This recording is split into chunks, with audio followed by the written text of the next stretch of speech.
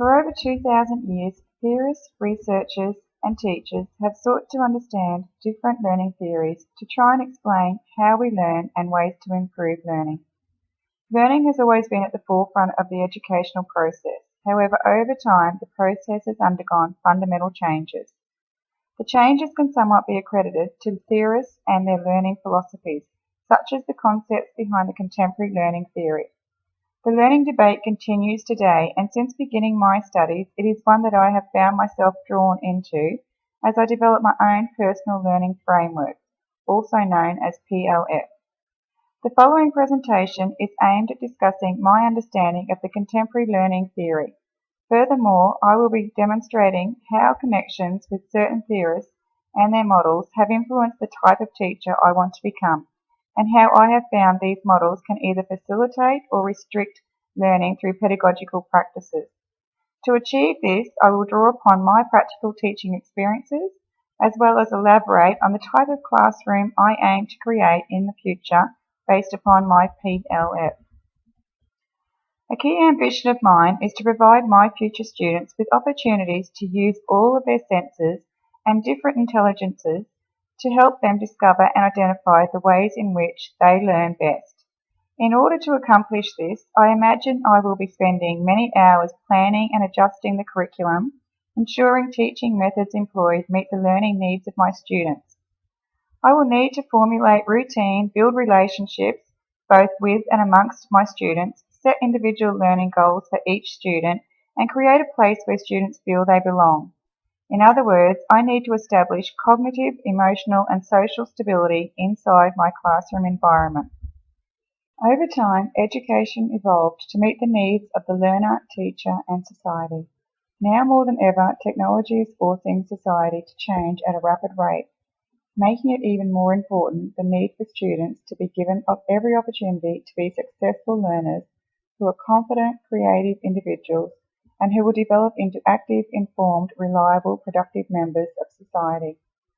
Today, as in the past, teachers are being challenged to broaden their repertoire of teaching strategies to meet the needs and strengths of students from a tremendous diversity of backgrounds and cultures. Modern-day classrooms can be described as diverse, with many being populated by English language learners, gifted students, students with disabilities, and students who are culturally diverse.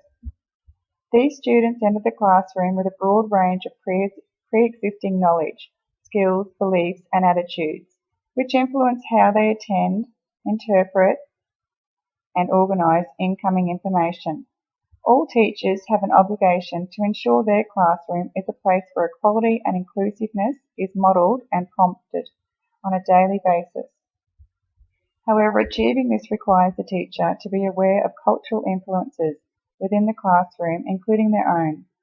How a teacher speaks, the literature they present in the classroom, and the support and acknowledgement given to each student's cultural and social background can determine if a student learns in a meaningful context.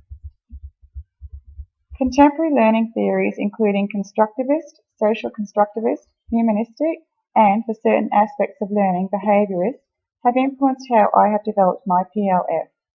I have learnt from practical experience the importance of setting up behavioural reward systems before I begin teaching my first lesson. Dewey's operant conditioning theory and Bandura's social learning theory have both impacted on the type of behaviour management I incorporate into everyday classroom activities.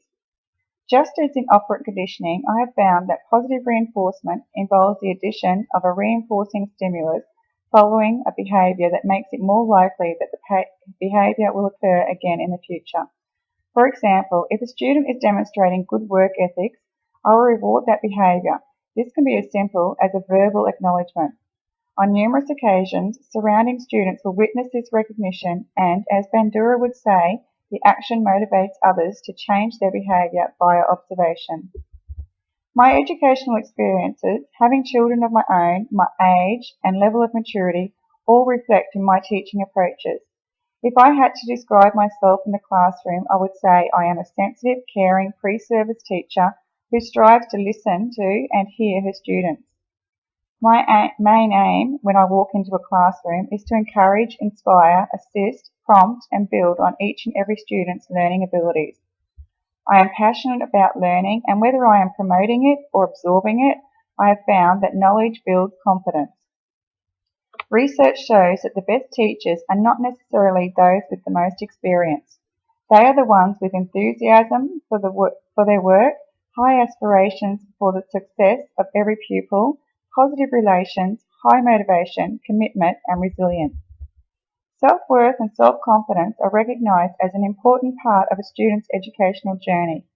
Humanitarian learning theorist Nell Noddings suggests that when students have low self-esteem, they can be unmotivated, have low expectations of success, and do not believe in the value of their academic work. Furthermore, students are less inclined to take risks in case of failing or being judged by others. Risk-taking is a key force behind invention and innovation and allows students to explore their own limits and abilities. In addition, it provides students with realistic expectations and outcomes that may not always be desired, but will help them build resilience.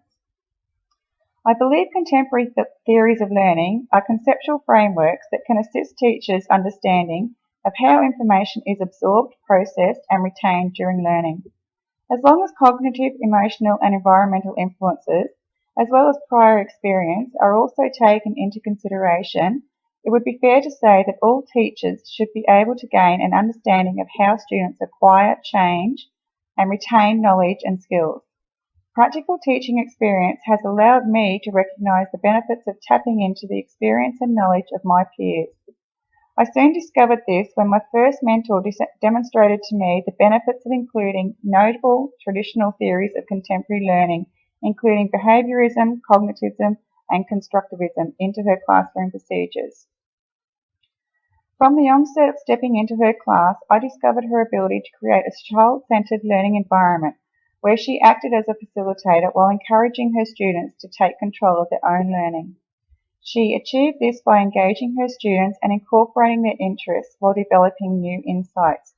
She constantly required the students to discuss, determine, and justify within both individual and group environments, which, according to Jerome Bruner's Socratic method, encourages students to analyse and think critically as they reflect and assess their own and others' points of view. The knowledge that I gained during this experience helped me develop a number of learning strategies that I will continue to use throughout my teaching career.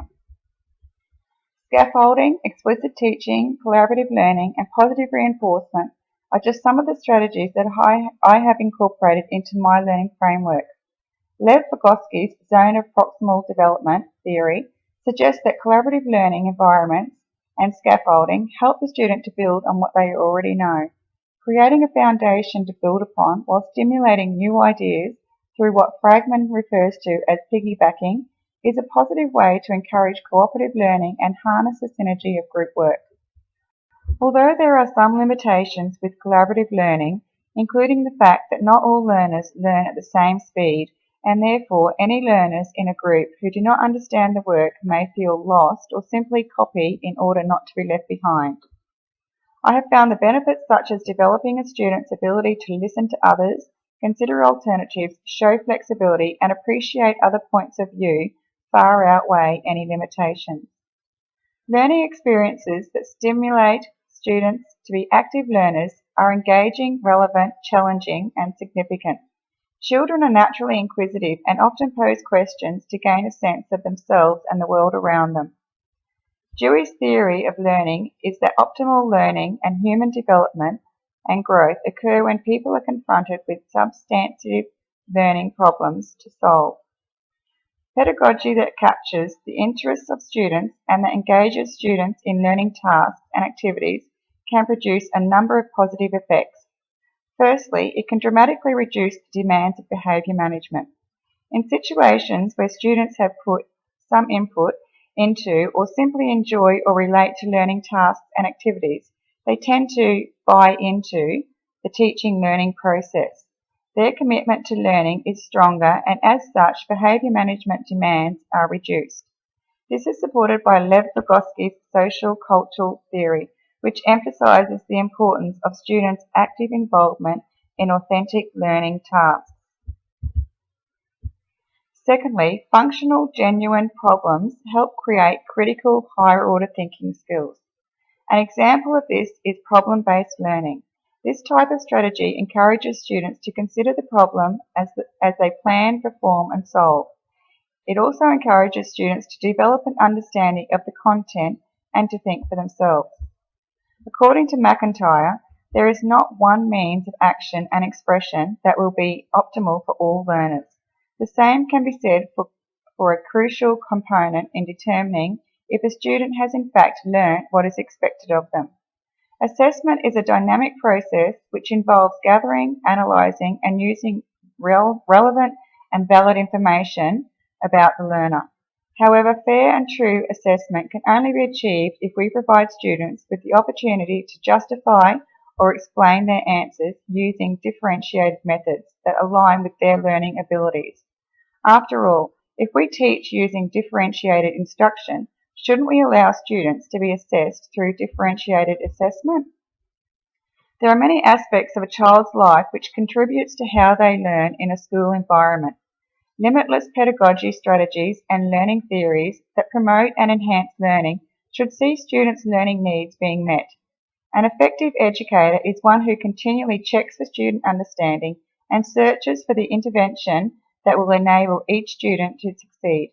Most importantly, they should recognise when one strategy does not work and be flexible enough to try another or a combination of methods ensuring to meet all of their students' learning needs.